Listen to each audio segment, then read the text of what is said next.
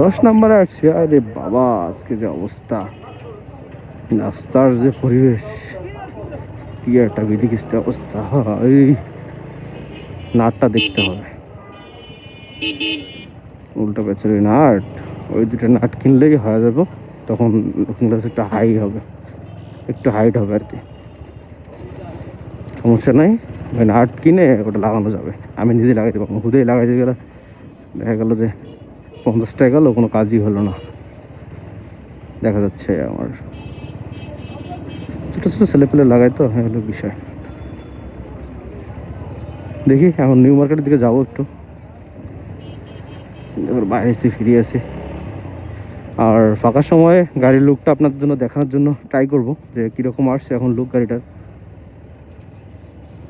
আর মনে হয় না কিছু লাগাবো। আর এটা হচ্ছে আন্ডার ক্লিপারের কাজ করা আছে, জাস্ট খালি ব্রেকটা ঘুরে দিলে হবে। এটা